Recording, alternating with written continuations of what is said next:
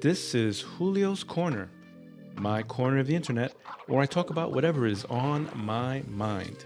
It's usually media that I've watched, read, or listened to, but you never know. In this episode, we're going to talk about Hasan Piker and all his recent media news and my renewed interest in D&D and D&D related things. This episode is being recorded on Sunday, May 3rd, 2026. And welcome back once again to another episode. And let's get right down to it. So, Hasan Piker.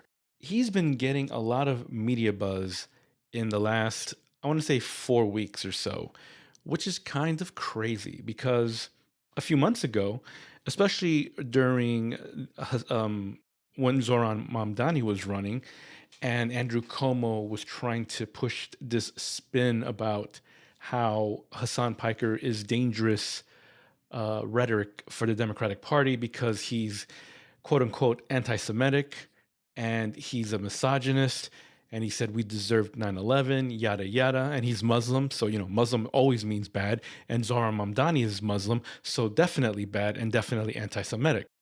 Around that same time, that narrative, actually a little bit before that narrative and a little bit after, the mainstream media was interviewing Hasan Piker and writing these press pieces saying we need a Joe Rogan on the left, and maybe Hasan Piker is this Joe Rogan on the left. However, he's not the Joe Rogan on the left that they want. They want someone that has the popularity of Joe Rogan and maybe the audience capture of Joe Rogan, but without the progressive leftist leanings that Hasan Piker has. Because Hasan Piker is all about socialism, and he's about getting universal health care and affordable housing and free college and no more wars and things of that nature. And he's pro-Palestine. So, especially after Zoran won, and Hasan Piker definitely helped a little bit. And now he's doing a bit of a tour around the states and helping boost other candidates of Democratic primaries who also share similar progressive leanings, unlike the centrist Democrats that the establishment want to maintain in power. Now they are wrecking they're pumping the volume, they're turning up the volume on this Hasan Piker hysteria. And there's been a lot of critique, especially from mainstream Democrats like Hakeem Jeffries and the guy from New Jersey who dated, what's his name? He dated Rosario Dawson for a spell. Cory Booker. I think his name is Cory Booker. Last name is Booker. I know for sure. I think it's Cory Booker and some others, obviously. And of course, CNN, Dana Bash and Jake Tapper specifically. Probably... oh crap! I forget the black guy from CNN's name. Vance, whatever his name is. All these centrists essentially are talking about this guy is anti-Semitic and he's misogynistic, and he says we deserve 9/11. Like why would you associate with him? And these politicians that are progressive are like they're pushing back on this questioning. And ironically, El Sayed from Michigan, I forget his full name, but El Sayed from Michigan, he's been rising in the polls the way Mamdani did, associating with Hasan Piker. So ironically, not only is this push by the centrist Democrats and the third wave not working, it's sort of having the Barbara Streisand effect in that it's giving more attention to Hasan Piker and actually making him even more popular, which is also making these other candidates popular as a result. So basically, because a lot of people are currently dissatisfied with the status quo. And the Democrats as a whole have a very low their pollings they're polling very low in terms of popularity. People disdain them because they're pro-Israel, and they're not doing anything to help the common cause, or to help the working class. And here you have this Twitch streamer. I mean, he's been around for years, but now he's just getting a lot of more media exposure than ever before.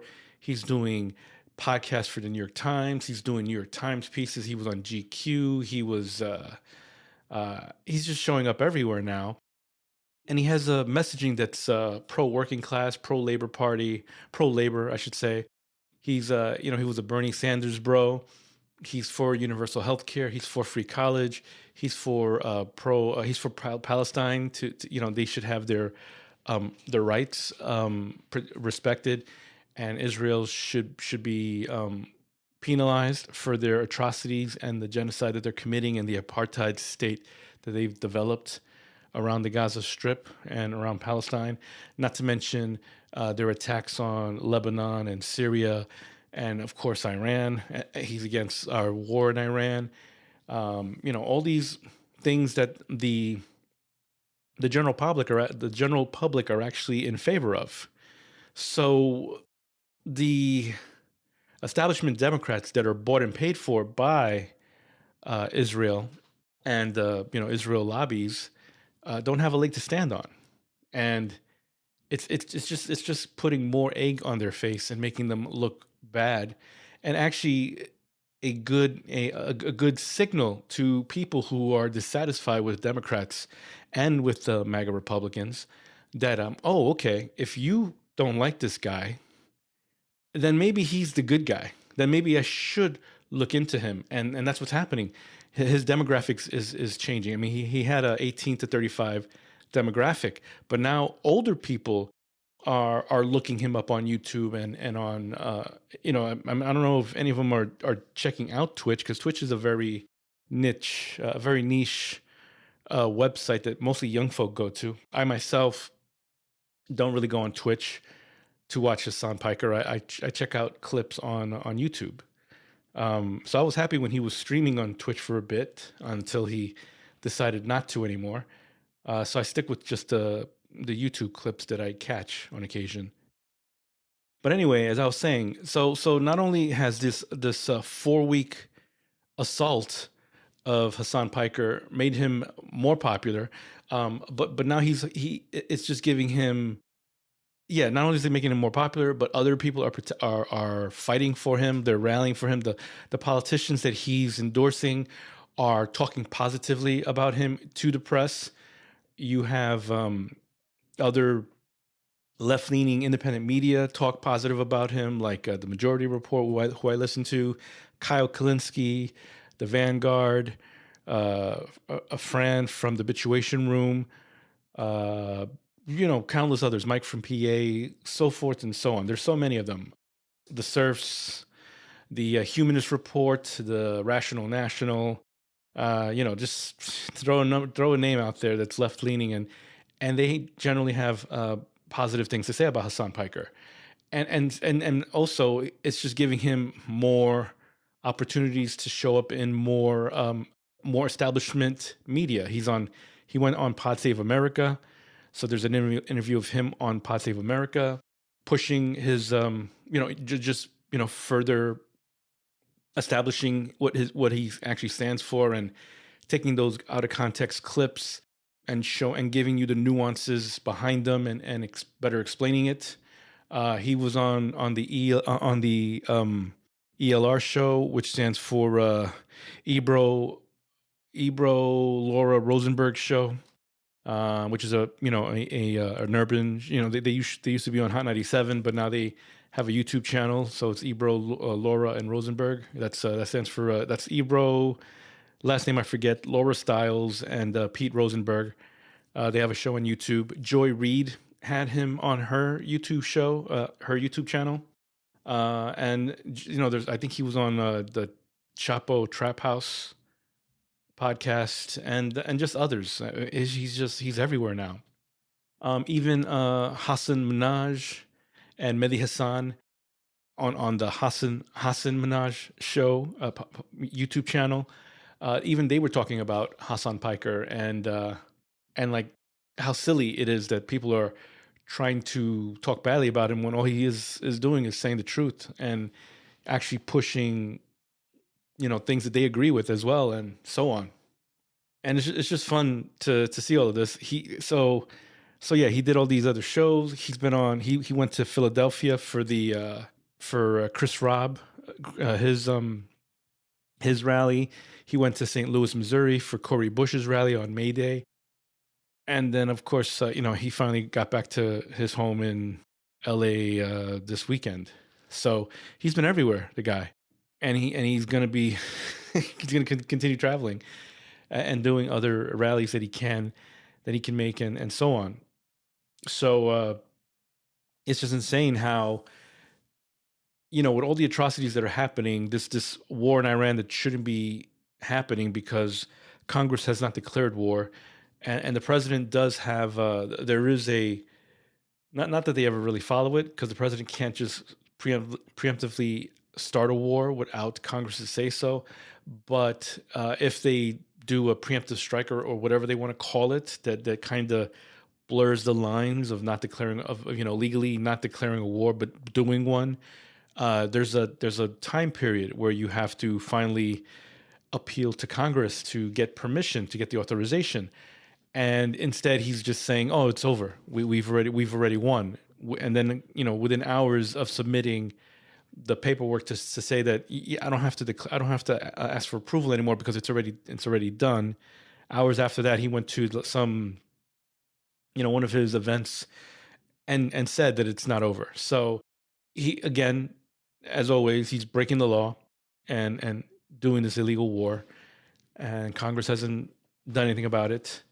So while you have that happening, and of course the atrocities of ICE and the genocides of Israel and so on, the news has to focus on Hasan Piker, and even Congress, instead of doing anything to help with the rising cost of living, with the increase of gas prices because there's an oil shortage because of what's happening in Iran and in the Strait of Hormuz, the blockade, which is not allowing oil to be distributed globally, which is causing the increase of pricing of everything.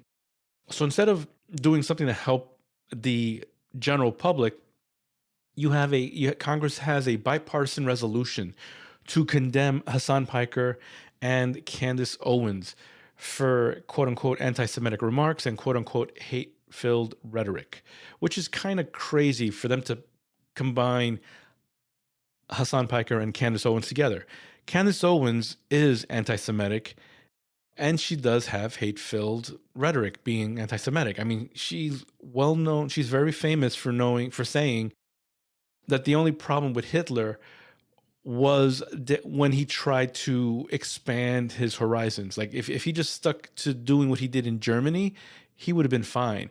But when he went over to Russia to expand his domain, that's where he went wrong. When he tried to globalize, instead of just being insular and nationalistic, when he went beyond that, that's where he went wrong. Like, I mean, she's known for saying things like that. And of course, for defending white racism by pushing the white, when Black Lives Matters, she was doing White Lives Matter with Kanye West, among other things. So yeah, putting those two together is crazy. The only reason for that is because both Hasan Piker and Candace Owens are against the Israeli genocide of Palestine. But even though they're in alignment with that specific thing that's happening, the reasoning behind it is different, right? Candace Owens is anti-Semitic. She actually is anti-Semitic. Hasan Piker is against human atrocity. Like he's for universal humanity. So there's a difference in their moral compasses and their ideologies. But anyways, by putting them together, you're trying to equate Hasan Piker with Candace Owens to try to show that he's anti-Semitic when he is not. He's anti-Zionist, which is a different thing altogether. He's anti-Israel, not anti-Jew, which Candace Owens is. She is anti-Jew. But anyways, most likely this is obviously just for show, and just to further try to scare people away from Hasan Piker. I don't think it's going to work out. And of course, because Candace Owens' name is on it, it's not going to go anywhere because the Republican Party actually likes her because she helps push right wing narratives. And the reason why I'm having problems with Hasan Piker's name is because of Hassan Minaj. Like their name is spelled the same, but for whatever reason they pronounce it different. And then you have Mehdi Hassan, who has Hassan as a last name. So it's crazy how Hassan Minaj, the way the emphasize the ah instead of the san, so it's Hassan Minaj, whereas Hasan Piker is Hassan, right? So Hassan Minaj, Hasan Piker. So having those two names in the same thought processes is messing with my head in terms of am I pronouncing the name right? But regardless, that helped push this longer than I anticipated. But anyways, on to the meat and potatoes of the show, which is Dungeons and Dragons and tabletop role playing games in general, but mainly in the Dungeons and Dragons vein. So, as you know, I love games and competitions in a wide variety of formats, which is why I was a fan of Traders because I hate reality shows. However, Traders was basically a live action mafia game. So there was strategy involved, there was a little bit of psychology, and so on. In the beginnings of reality TV, I was a fan of The Amazing Race because, again, competition, the voice, competition. So, sports, NFL, competition. As a kid, I loved playing board games or basketball. So I love games and competitions. And, just game theory and competing and those kinds of things are, instilled in me, right? In my youth, I was naively in the belief that society did have a meritocracy. That if you that you could, you know, do well in life by your merit versus who you knew and the political machinations of knowing people and having connections or just the circumstances of your birth, which is another layered thing in our society, especially if you're born white and you have that network to help instill, uh, life successes and what have you. So in my youth, I did believe in meritocracy, and games or sport kind of nurture that in me more so. And when I was in high school, I was mainly in the comic book and illustration club where we drew comic strips and whatnot. But there was a role playing club that I found out about later in high school, and I played a handful of games with them, which kind of opened up a curiosity in it and something that had I known sooner in my time in high school, I probably would have gotten more into it. However, because I was mainly into comic book drawing and that was where I was, and there was always scheduling conflicts between the two. I didn't really delve into it much in high school. And then in college, of course, there were no people around that played Dungeons and Dragons or any tabletop role playing games, and so I just never followed through on that newfound interest. So then we have one of my other passions of pastimes and interest, which is podcasting.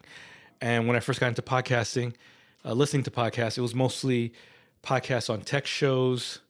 And then, of course, later, there were some political podcasts, of course, because I mean, that's because before podcasts, I had satellite radio. So I would listen to Air America. So there was left leaning political shows in on satellite radio with Air America. So similarly, there were podcasts. The Majority Report was one. I think the Young Turks, maybe. I know I listened to Dan Carlin's Common Sense. He was a centrist at the time, so I was I was delving into different philosophies. There was, of course, Free Talk, Free Talk Live or Free Talk Radio, which was a libertarian podcast. But that didn't last because listening to a few hours of one episode, I immediately started seeing the flaw in that argument of libertarianism, especially because I'm a person of color. And some of the things that they were saying could only work from a white centric point of view because like standing up to cops, for instance, like that's not something a person of color can do so loosey goosey the way a white person who has a sense of entitlement can, because generally speaking, cops are not prone to violence with another fellow white man, where they would be with a person of color who tries to disrespect their authority, so to speak. So, anyways, um, but on top of those different mediums, there was story podcasts. You had Escape Pod, which was a and still around. I'm getting trying to get back into it. So you have Escape Pod, which is a serial sci-fi anthology podcast. So every week they would record they would have a recording of a short story of a podcast of a sci-fi short story from from their magazine. The problem I have with that show is that, and sadly, the authors are the ones recording it. So the quality in recordings varies from episode to episode. Some are well done because the person doing the narration bothered to get a good microphone and prepare themselves to do a recording properly, whereas others either don't know so well how to do one or didn't put as much effort into it, and the sound quality isn't as prominent. So you have Escape Pod.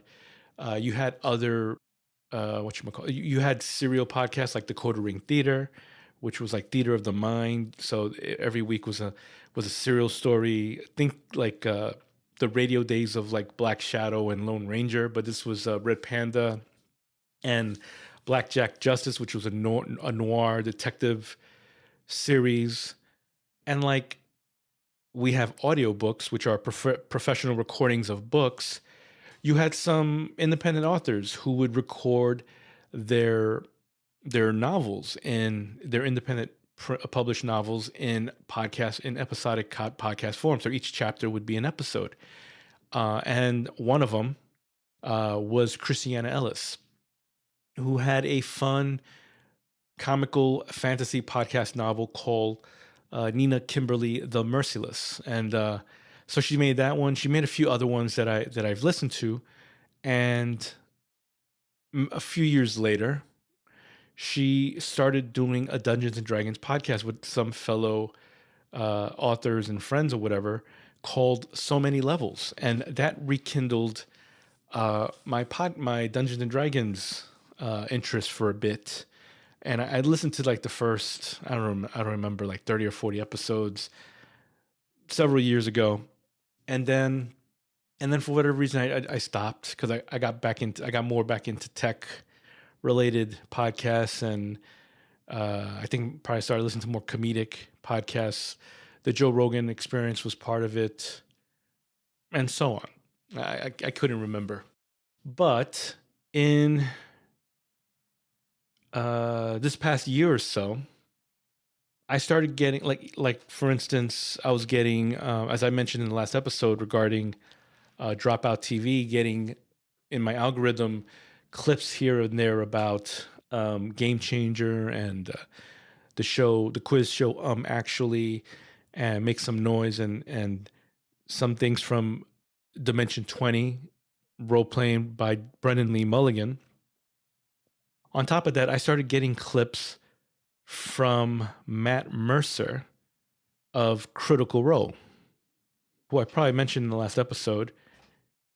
He I think I saw a podcast with him and well, not a podcast. I saw a YouTube video with him Felicia Day and some other female do a one-shot D&D campaign. What drew my attention was, of course, Felicia Day, because I knew her, and I was a fan of the Guild show, which was, D&D related, I believe. But they cosplayed also, I think. It's been so long ago since I watched that, so forgive me for not remembering the details of the story, of the premise. But anyways, it was a fun 2 or 3 hour video of them doing D&D, which generated in the algorithm more clips of more D&D related things, especially starring Matt Mercer and the other girl, blonde girl, that was in that episode specifically. But what made Matt Mercer more prominent is that he's also affiliated with two cartoons on Prime Video called The Legend of Vox Machina and The Mighty Nine. And apparently, The Legend of Vox Machina and The Mighty Nine, those cartoons are from two campaigns from Critical Role. So Critical Role, the channel or whatever, with Matt Mercer and friends, they did hours and hours of Dungeons and Dragons. Campaign 1, which I don't know how many years that lasted, but it was several hundred episodes. They shrunk it down and created the characters, and they created the story that ended up becoming The Legend of Vox Machina, which was a truncated version of that campaign. Similarly with the Mighty Nine, and I think the other reason what brought that to my attention is that Brendan Lee Mulligan has done one shots with Matt Mercer and several people from Critical Role, and also he is currently running campaign 4, which is the current one that's happening at Critical Role. So that connection with Dropout TV and Critical Role and what have you, put that into my YouTube algorithm and just getting me back into Dungeons and Dragons. So I thought, hey, let me try to get back into So Many Levels. And I did hear the first episode, but then, as I mentioned last episode, I watched the Dungeons and Drag Queens seasons on Dropout TV, and I just didn't get back to So Many Levels because, well, I don't know exactly. I guess the reasoning is the quality of the gameplay and the creativity behind how Dungeons and Dragons was being played in Dimension 20. And also, after watching the seasons of The Legend of Vox Machina and the one season of Mighty Nine, I definitely want to check out Critical Role. However, I am currently listening to this podcast by Brendan Lee Mulligan and company. I forget their names. Erica Ishai.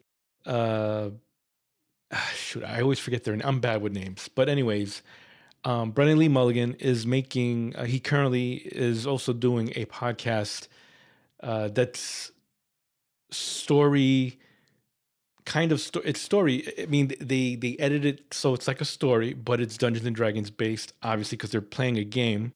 And it's really well done and audio engineered with the music and sound effects and so on. And the name of the podcast is World Beyond Numbers. I just finished listening to the first 54 episodes, which is book 1 apparently, which is the main story is of the wizard, the witch, and the wild one. It's a really nice epic journey about these 3 friends from different worlds, but because of a childhood summer they spent together, they are bonded as true friends. And even though there's conflict of interest with their station in life, one is a wild spirit, one is a witch, so she has her responsibilities between the spirits and the world of man and mortals. And the wizard, who was part of the Citadel, this this civilization, not civilization, but this institution that has this almost I wouldn't say it's ethno state is the wrong word, but like a sort of a like an hmm. They want to authoritarian. They're an authoritarian institution that believe that they are the basically the gods of mortals. That they can control the worlds of nature. That they have the right because of their ability to understand magic and dissect it and distill it into like almost a mathematical equation, that they are the superior class, and so they can eliminate witches and wild ones and rebuild them in their image. So yeah, so these different worlds basically collide because of this friendship built between these three different people. It's a fun story. I highly recommend it if you're into podcasts. They're currently taking a break, apparently, and they're doing other stories at the moment, but book 2 will come out eventually. So because of that well-crafted story, it sort of makes me not want to go back to so many levels, which even though it's a well-known writer, I think in her vein, performing isn't really their specialty, right? Whereas Critical Role, you have a bunch of voice actors and writers together, so that's more that is definitely in line with their medium. And then Dimension 20, you have a bunch of improv comics and voice actors and writers and so on, that again, acting and performing is in their bailiwick. So they're able to present a more entertaining showcase of Dungeons and Dragons. At least that's how it feels so far.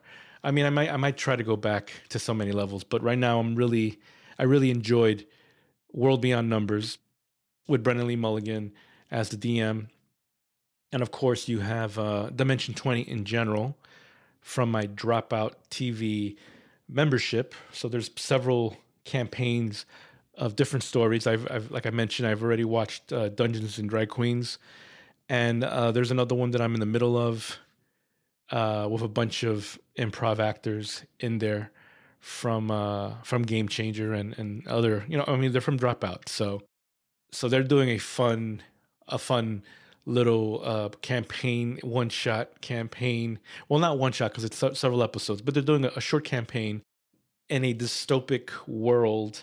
However, it's very well meaning. I believe it's called the Badlands.